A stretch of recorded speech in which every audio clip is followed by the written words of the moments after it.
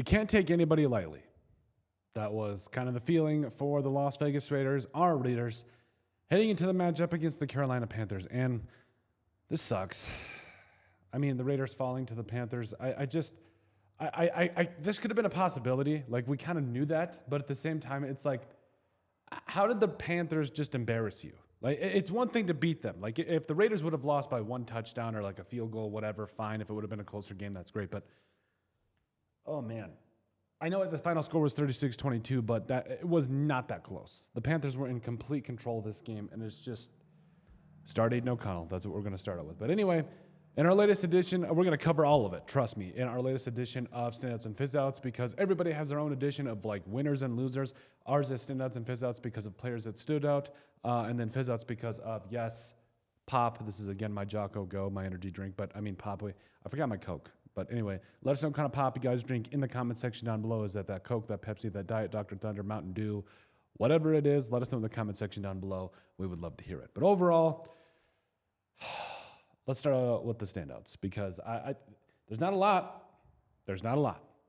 But Alexander Mattison, to me, like he's not like churning up yards. Like he's not like absolutely breaking plays like he's not breaking plays in the field wide open, but I mean, he's got 3 touchdowns through 3 games, and just the ability to finish is so huge, especially for the Raiders, even though, yes, we would like to see a little bit more big playability from a lot of these playmakers, including Madison to a degree, but overall, I mean, hey, he's finishing touchdowns, like I said, 1 in each of the last 3 games, and it's good to see overall. So Alexander Mattison, and he's also a pretty solid pass-catching running back and relatively solid in pass protection, too. So got to give it to Alexander Mattison for punching one there in early there for the Raiders.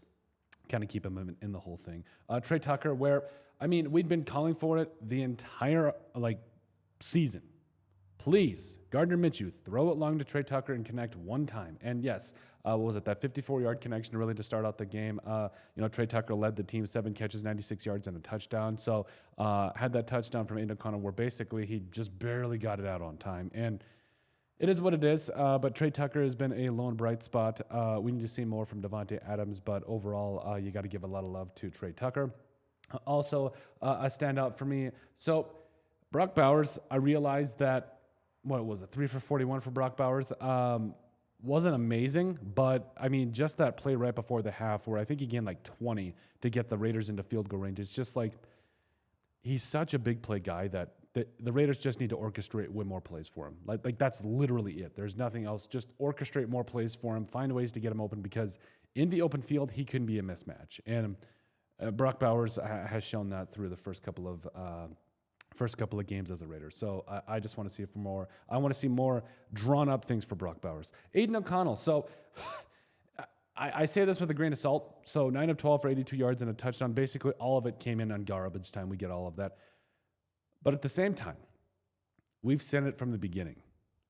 Aiden O'Connell showed a much more organized style of football. Now, was there bad moments? Yeah, the pick 6 in the preseason. Okay, fine.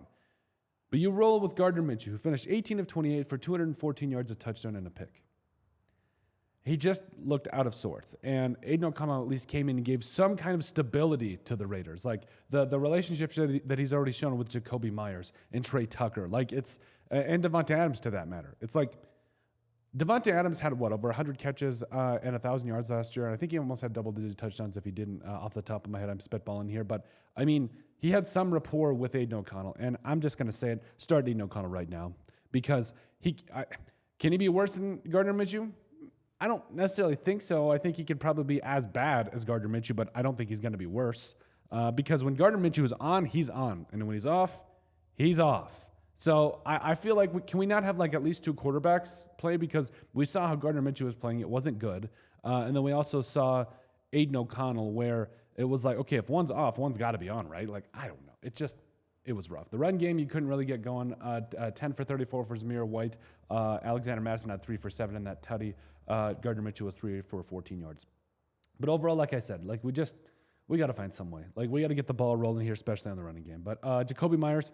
So Jacoby Myers, to me, really showed that he can be a really good wide receiver still. 7 for 62. Also had that touchdown where I liked how he didn't waste any time and he just got straight up the field. And the Raiders needed to score and were in position to win the game. if Gardner Minshew didn't throw that interception as the garbage truck goes throughout our outside of our building here. But it just sucks because it would be one thing if the Raiders weren't still in this thing despite how bad they were playing. Like, they were making a comeback there late in the game, and it was just Gardner Minshew just basically threw the game away. But Jacoby Myers still showing me some things out there. Robert Spillane, I know that the Raiders defense got shredded. Trust me, we'll touch the defense. But Robert Spillane is still him. 11 total tackles led the team. Also had that sack. Christian Wilkins and Charles Snowden, like, there was a little bit of pressure on Andy Dalton, but overall, he did pick you apart. And so that leads us into the fizzouts. So Gardner Minshew, clearly, where he's a guy that coming in, you knew he was inconsistent at best, but when he's on, right? And today he just wasn't on. And Aiden O'Connell looked like he was somewhat on. I know it was in garbage time, but I mean, it was better than what we saw from Gardner Minshew, especially throwing away the interception where, like, throw away how bad the offense was for the Raiders in the first half and most of the third quarter. Like, you were in a position where he threw the game-losing interception, and I think they still went back to Gardner Minshew, if I'm not mistaken. Like, or maybe that was when they took him out. It doesn't matter. Like, they stuck too long with Gardner Minshew. He did not make enough plays to help you win the game, and I understand he didn't have his running game. His defense was not doing him any favors. I understand all of that, but are we really going to sit here and say that Gardner Minshew is the answer long-term? No, or at least I don't think so. Are we really going to sit here and say that Aiden O'Connell is the long-term answer? I don't know.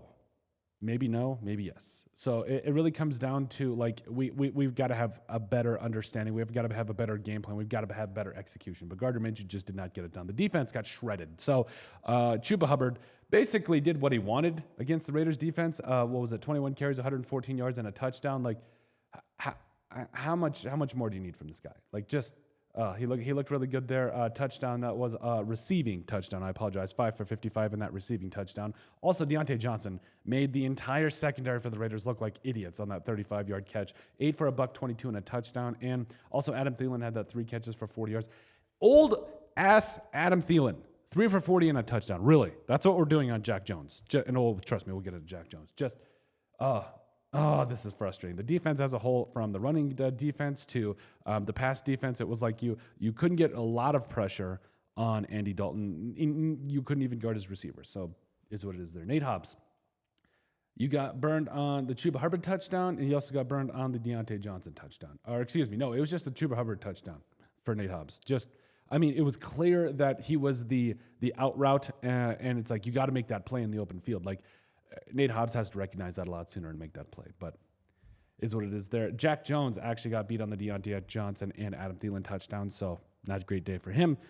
Play calling. So for the Raiders early in the game there, it was 3rd and 7, and they ran a draw up the middle with Alexander Madison. I'm like, I know it was 4-down territory in their eyes, but it's like, really? That's what we're going with? Like, the offense couldn't get anything going, and it just play calling like top to bottom.